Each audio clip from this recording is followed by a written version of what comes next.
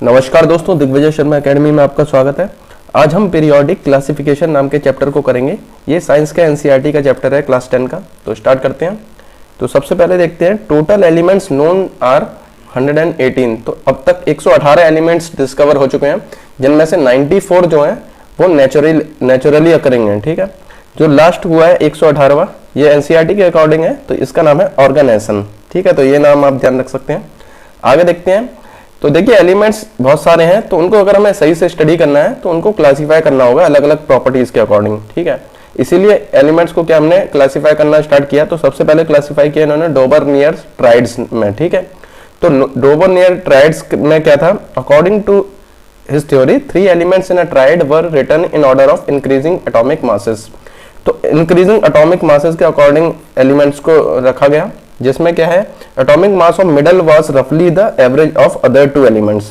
तो बीच वाले का जो एटॉमिक मास है वो बाकी जो साइड वाले 2 हैं उनके एटॉमिक मास का एवरेज था। जैसे कि यहाँ पे एग्जांपल देखते हैं। तो बीच में सोडियम है, इसका 23 है, लिथियम का 7 के अराउंड है और पोटेशियम का है 39। तो यहाँ पर लिथियम का 7 और पोटेशियम का 39 को ऐड करते हैं तो ये आ रहा है 46 आ रहा है, और इसको जब 2 से डिवाइड करते हैं हम तो ये आ रहा है 23, जो कि बीच वाले सोडियम का है। ठीक है, तो इस तरीके से इसको कैटेगराइज किया गया था। जो साइड वाले 2 एटम्स हैं उनका एटॉमिक मास का एवरेज जो है बीच वाले के इक्वल हो गया। ठीक है, तो इनकी लिमिटेशन क्या थी डोबरनियर की। तो इनकी लिमिटेशन थी, इन्होंने सिर्फ ये 3 ट्राइड्स, ये वाली जो यहाँ पे लिखी हुई है लिथियम सोडियम पोटेशियम, ये 3 ट्राइड्स को डिस्कवर किया था। ठीक है, इससे ज्यादा नहीं ये कर पाए थे, ये उनकी लिमिटेशन थी। आगे देखते हैं। आगे आता है न्यूलैंड्स लॉ ऑफ ऑक्टेव्स। इन्होंने 56 एलिमेंट्स को डिस्कवर किया था उस टाइम पे। ठीक है, तो इसमें क्या था, he arranged 56 elements in increasing order of atomic masses. यहाँ पर भी एटॉमिक मासेस के अकॉर्डिंग ही यहाँ पर अरेंज करे गए थे elements. He started with hydrogen, सबसे पहले हाइड्रोजन से स्टार्ट किया उन्होंने, यहाँ पे देख सकते हैं, और एंड किया थोरियम पे। ठीक है, तो थोरियम जो है हाईएस्ट था एटॉमिक मास उस टाइम पे। तो इन्होंने फाइंड किया कि जो 8th एलिमेंट है, जो अरेंजमेंट ऐसे हुआ कि जो 8th एलिमेंट है उसकी सिमिलर प्रॉपर्टीज थी किसके साथ, फर्स्ट एलिमेंट के साथ। ठीक है, फर्स्ट एलिमेंट के साथ सिमिलर प्रॉपर्टीज थी। तो यहाँ पर अगर देखते हैं हाइड्रोजन लिथियम ऐसे करके, तो हाइड्रोजन की यहाँ पर 8वें के बाद जो आएगा, फर्स्ट के बाद जो 8th आएगा एलिमेंट, उनकी सिमिलर प्रॉपर्टीज नजर आई। ठीक है, ऐसे ऐसे करके। तो ये लिथियम की सोडियम पोटेशियम ऐसे करके। ठीक है, तो ये इनका, इसीलिए इन्होंने क्या है इसका नाम ऑक्टेव्स रख दिया। और ये सिमिलर क्या था, जैसे सारे गामा पा के बाद दोबारा से सा आता है। ठीक है, सारे गामा पा धा नी सा ऐसे करके। इसी तरह इनकी भी क्या है 8th एलिमेंट में सिमिलर प्रॉपर्टीज आ रही थी, इन्होंने इसीलिए इसका नाम ऑक्टेव्स रख दिया। तो यहाँ पर एग्जांपल देख सकते हैं, लिथियम और सोडियम जो है उनकी सिमिलर प्रॉपर्टीज है, और सोडियम जो है 8th एलिमेंट होता है लिथियम के बाद। ठीक है, तो ये total Newlands law of Octave से यही है टोटल हमारा। ठीक है, अब इसकी लिमिटेशन क्या थी, लिमिटेशन देखते हैं। तो लॉ ऑफ ऑक्टेव्स जो है सिर्फ कैल्शियम तक एप्लीकेबल था। ठीक है, ये ध्यान रखना है। He assumed that there are only 56 elements. तो उन्होंने ये अज्यूम किया था सिर्फ 56 एलिमेंट नेचर में है और कोई डिस्कवर नहीं होने वाला है फ्यूचर में। इसीलिए उन्होंने क्या है उसके लिए कोई कंडीशन नहीं रखी कि जो आगे एलिमेंट डिस्कवर होंगे वो कहाँ पर फिट होंगे। तो ये इनका क्या है लिमिटेशन हो गया एक। ठीक है, he put 2 elements in 1 slot and also put some unlike elements in same slot. तो देखिए यहाँ पर देख सकते हैं इन्होंने 2 एलिमेंट एक स्लॉट में रख दिए, कोबाल्ट निकल ये रख दिए यहाँ पे। ठीक है, तो ये अरेंजमेंट सही नहीं नजर आ रहा था। ठीक है, और क्या था, and he put some unlike elements in the same column. Example, cobalt and nickel were placed in same column with chlorine bromine and fluorine. ठीक है, and iron put away from cobalt and nickel. तो देखिए हम जानते हैं cobalt nickel की क्या properties जो सिमिलर होती हैं वो किसके साथ होती हैं, वो हमारी आयरन के साथ होती है। तो देखिए आयरन यहाँ पर है और कोबाल्ट निकल जो है वो इस ग्रुप में है जहां पर फ्लोरीन क्लोरीन और ब्रोमीन है। तो इनकी प्रॉपर्टीज इनसे बिल्कुल सिमिलर नहीं होती हैं, इसीलिए ये क्या है ये गड़बड़ी इनकी नजर आ रही थी इसमें। ठीक है, तो ये गड़बड़ हो गई थी, ये लिमिटेशन हो गई इसकी। ठीक है, आगे देखते हैं। ठीक है, तो मेंडलीव्स पीरियोडिक टेबल यहाँ से स्टार्ट होती है। इन्होंने 63 एलिमेंट्स को डिस्कवर किया था। ठीक है, तो ये आपको ध्यान रखना है, जो न्यूलैंड्स लॉ ऑफ ऑक्टेव्स है इसमें 56 एलिमेंट्स थे, इसमें 63 एलिमेंट्स हैं। ठीक है, ये ध्यान रखने होते हैं। तो मॉडर्न पीरियड, ये मॉडर्न नहीं है यहाँ पे, ये मेंडलीव का पीरियोडिक लॉ होगा यहाँ पे। ठीक है, मेंडलीव का पीरियोडिक लॉ है। तो इसके अकॉर्डिंग क्या है, the properties of elements are periodic function of their atomic masses. तो प्रॉपर्टीज जो एलिमेंट्स की होती हैं वो पीरियोडिक फंक्शन होती हैं एटॉमिक मासेस का। तो ये एटॉमिक मासेस इंपॉर्टेंट है, ठीक है, ये ध्यान रखना है आपको। ये मॉडर्न पीरियोडिक लॉ हो गया। Elements arranged on the basis of their fundamental properties, atomic masses and chemical properties. तो जो मेंडलीव की पीरियोडिक टेबल थी, इसमें क्या है आपका, उनके एटॉमिक मासेस के साथ साथ उनकी केमिकल प्रॉपर्टीज के अकॉर्डिंग भी उन्हें रखा गया था। केमिकल प्रॉपर्टीज में उनकी ऑक्साइड और उनकी हाइड्राइड्स को देखा गया था, उनकी प्रॉपर्टीज सिमिलर आ रही थी तो उनको साथ साथ रखा गया था। इनकी टेबल में जो ग्रुप्स थे, ग्रुप यानी कि वर्टिकल कॉलम, तो ये जो इस तरीके से जो होते हैं इन्हें वर्टिकल कॉलम बोलते हैं, ग्रुप्स बोलते हैं, और हॉरिजॉन्टल रोज को हम पीरियड्स बोलते हैं, ठीक है। तो ग्रुप्स जो थे वो 8 थे, ये भी पूछा जाता है, और पीरियड्स जो थे वो 6 थे, ठीक है। तो यहाँ पर अभी देखते हैं इनकी क्या क्या अचीवमेंट्स थी, उनको देखते हैं। तो he corrected Newlands defect by placing cobalt and before nickel. तो कोबाल्ट निकल की जो दिक्कत आ रही थी, एक ही स्लॉट में रखा हुआ था न्यूलैंड ने, तो इन्होंने उसको अलग अलग कर दिया। कोबाल्ट को इन्होंने पहले रखा निकल से, ठीक है, जिसकी सिमिलर प्रॉपर्टीज से भी ये काम बन रहा था, ठीक है। तो he left some gaps in periodic table expecting future elements. तो ये काफी अच्छा इनका आइडिया था, इन्होंने क्या कुछ गैप छोड़ दिए थे, इन्होंने एक्सपेक्ट किया था कि फ्यूचर में और एलिमेंट्स डिस्कवर होंगे जिनकी प्रॉपर्टीज सिमिलर रहने वाली है। जैसे इन्होंने एका बोरॉन नाम से एक जगह छोड़ दी थी, जो बाद में स्कैंडियम जो डिस्कवर हुआ था उसकी सिमिलर प्रॉपर्टीज निकली थी। एका एल्यूमिनियम को बाद में गैलियम बना, और एका सिलिकॉन ये जर्मेनियम बना।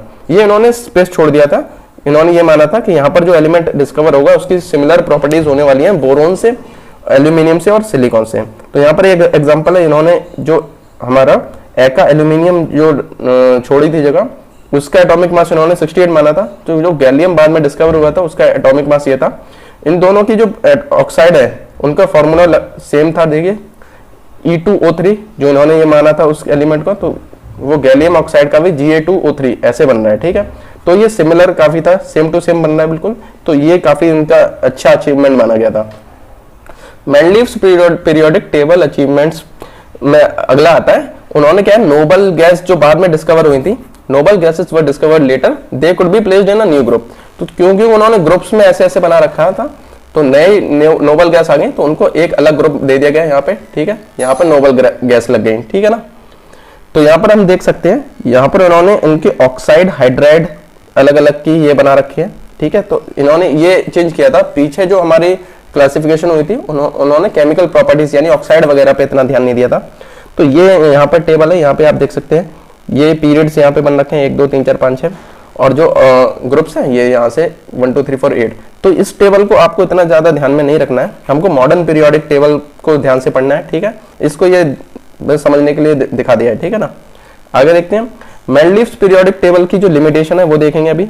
तो he could not assign a fix position to hydrogen. तो देखिए हाइड्रोजन काफी अजीब एलिमेंट होता है। हाइड्रोजन का क्या है, एक एलिमेंट होता है, तो ये क्या है, इसकी प्रॉपर्टी सोडियम की तरह भी होती है, क्योंकि सोडियम का क्या होता है, उसका 11 इलेक्ट्रॉन नंबर होता है 281। तो इसका क्या है, आखिरी शेल में 1 इलेक्ट्रॉन है, इसके भी आखिरी शेल में 1 इलेक्ट्रॉन है। तो ये सोडियम की तरह भी रिएक्ट करता है, और इसकी क्लोरीन से भी सिमिलर प्रॉपर्टीज होती हैं, क्योंकि ये एक ही इलेक्ट्रॉन है। तो ये एक लूज करके भी मेटल की तरह भी रिएक्ट करता है, और एक गेन भी कर सकता है, जिससे कि ये क्लोरीन यानी कि 28 इसका 17 होता है 287, ठीक है। तो इसको क्या है, एक इलेक्ट्रॉन चाहिए गेन करना है, तो ये स्टेबल हो जाएगा। तो हाइड्रोजन क्या है, वो कभी कभी मेटल की तरह और कभी कभी नॉन मेटल की तरह भी रिएक्ट करता है, इसीलिए इसकी पोजीशन इन्होंने फिक्स नहीं कर पाए थे, ठीक है। आइसोटोप्स जो है वो डिस्कवर हुए थे बहुत बाद में, मेंडलीव पीरियोडिक टेबल के बाद में, ठीक है। आइसोटोप क्या होता है, एटॉमिक नंबर सेम होता है, मास नंबर डिफरेंट होता है। अब ये टेबल क्योंकि मास नंबर के अकॉर्डिंग बनी हुई है, तो इसमें दिक्कत हो गई थी इनको, ठीक है। पीरियोडिक टेबल में इन्होंने ये एक काफी चैलेंज था, क्योंकि आइसोटोप्स का इन्होंने कोई ध्यान नहीं दिया था, क्योंकि उस टाइम पे डिस्कवरी नहीं हुए थे आइसोटोप, इसीलिए आइसोटोप से काफी दिक्कत हो गई थी मेंडलीव्स पीरियोडिक टेबल में, ठीक है। Atomic masses do not increase in regular manner in going from one element to other. तो हम ये देखते हैं एटॉमिक मास जो है वो एक से दूसरे में सिमिलर नहीं होता है, ठीक है। उनमें जो डिफरेंस होता है वो सेम नहीं होता है, इसीलिए ये प्रिडिक्ट करना बहुत मुश्किल है कि कितने एलिमेंट बीच में आने वाले हैं, ठीक है, दो एटम्स के बीच में। इसीलिए ये काफी दिक्कत है, ये प्रिडिक्ट नहीं कर सकते थे कितने एलिमेंट्स बीच में अभी डिस्कवर और हो सकते हैं, ठीक है। आगे देखते हैं, अभी यहां से स्टार्ट होता है मॉडर्न पीरियोडिक टेबल। तो मॉडर्न पीरियोडिक टेबल क्या था? मॉडर्न पीरियोडिक टेबल में हम देखते थे प्रॉपर्टीज ऑफ एलिमेंट्स, ये मॉडर्न पीरियोडिक लॉ पर काम करता है। तो इसके according properties of elements are the periodic function of their atomic number. तो यहाँ पर एटॉमिक मासेस की जगह एटॉमिक नंबर पे बेस हुआ पूरा टेबल जो है, ये काफी बड़ा चेंज था। ठीक है, पहले एटॉमिक मास की ही बात की जाती थी, लेकिन अब क्या है, एटॉमिक नंबर की बात करी जाने लगी। ठीक है, तो एटॉमिक नंबर के अकॉर्डिंग ये टेबल बनी, इसे मॉडर्न पीरियोडिक टेबल कहा गया।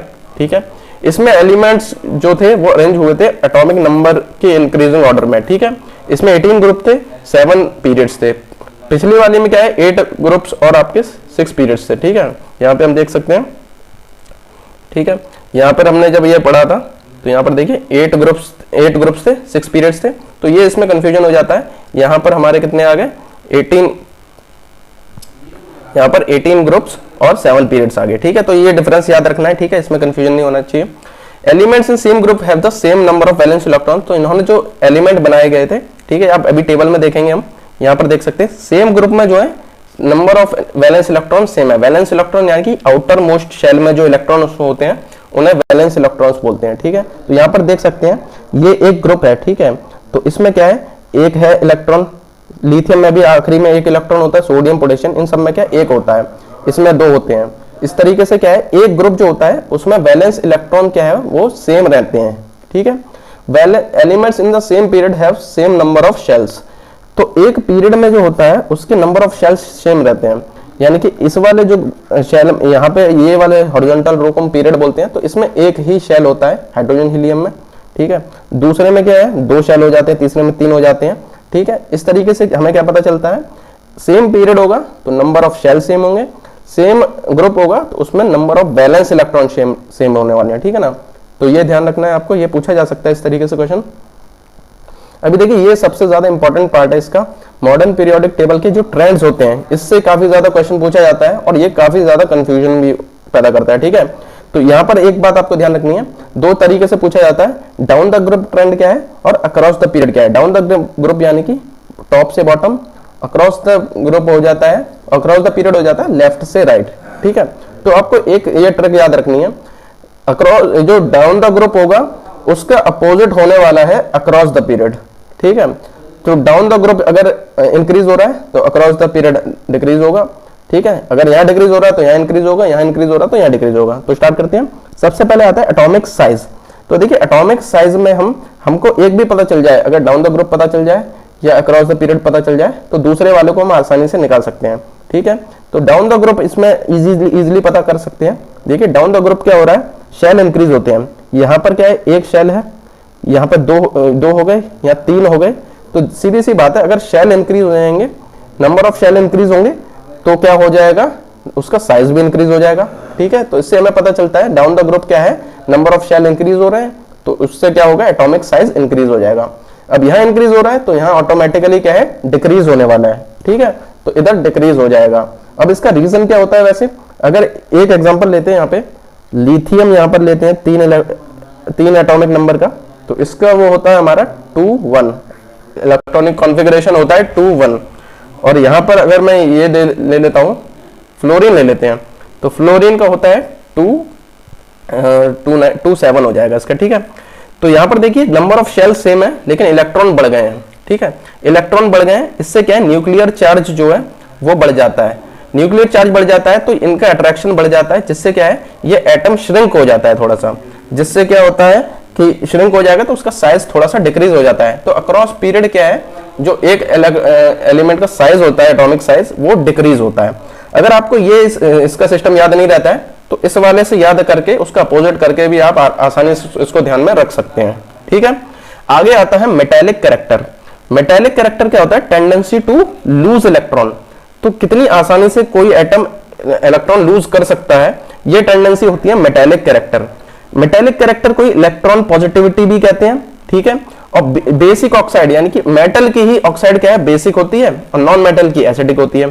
तो ये तीनों आप प्रॉपर्टीज एक ही इससे ध्यान रख सकते हैं। आपको मेटेलिक कैरेक्टर याद है और या इलेक्ट्रॉन पॉजिटिविटी और बेसिक ऑक्साइड, ये सब आप आसानी से बता सकते हैं। ठीक है, तो आपको अगर मेटेलिक कैरेक्टर पता करना है तो यहाँ पर देखते हैं हम, तो मेटेलिक कैरेक्टर अगर आप लेफ्ट साइड में देखते हैं, हाँ, तो इसमें देखिए डाउन द ग्रुप इसमें मुश्किल पड़ेगा, इसमें अक्रॉस द पीरियड आसानी से पता कर सकते हैं। कैसे? हम लेफ्ट साइड में देखते हैं तो लेफ्ट साइड में हमको सोडियम वगैरह नजर आता है, सोडियम, लिथियम, पोटेशियम, ठीक है। तो इनके क्या है, वैलेंस शेल में कितने इलेक्ट्रॉन है, एक इलेक्ट्रॉन होता है, ठीक है, आखिरी में एक इलेक्ट्रॉन है। अब यहां पर अगर हम जाते हैं राइट साइड में तो क्लोरीन, फ्लोरीन ये सब मिलते हैं, तो इसमें क्या है, आखिरी में शेल जो है उसमें 7 इलेक्ट्रॉन है। तो आप ही बताइए एक को लूज करना आसान होगा या 7 को लूज करना आसान होगा, ठीक है। तो हमें सीधी सही बात है, एक को लूज करना आसान होगा, इसका मतलब क्या है, जो इजीली लूज करेगा कौन करेगा, ये करेगा।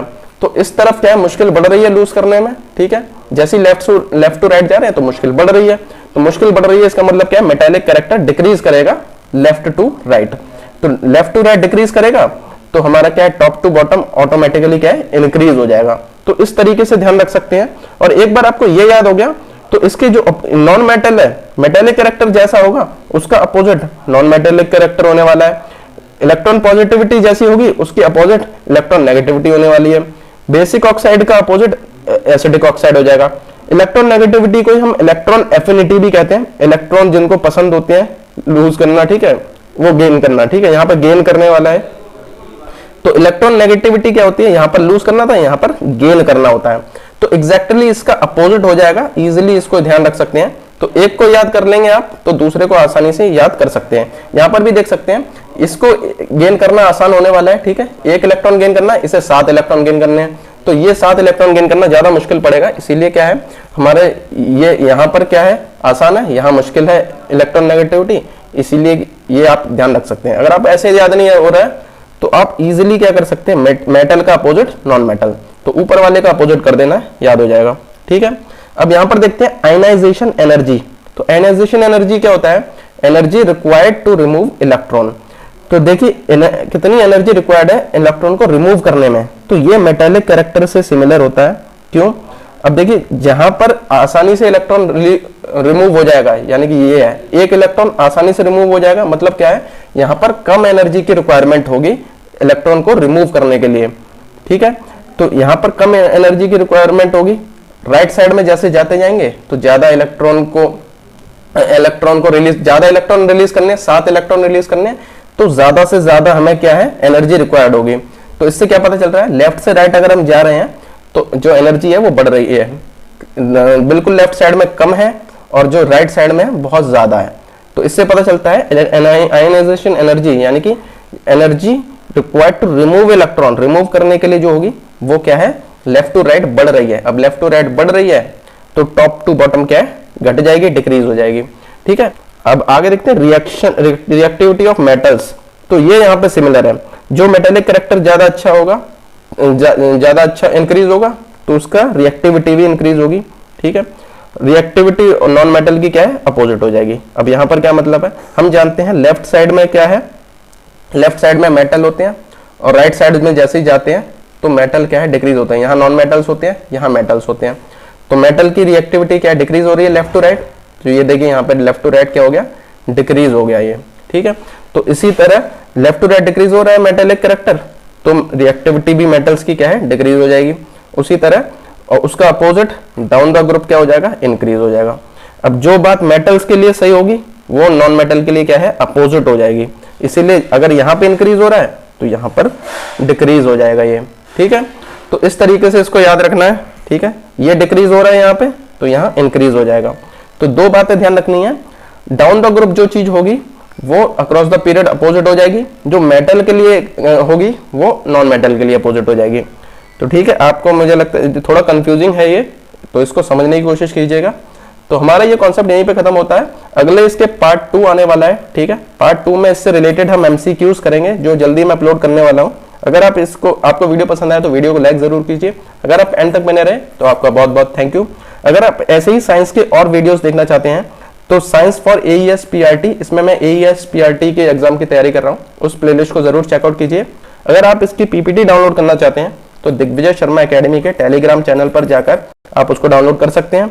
ऐसे ही और वीडियोस देखने के लिए दिग्विजय शर्मा एकेडमी को सब्सक्राइब कीजिए। मिलते हैं अगले वीडियो में।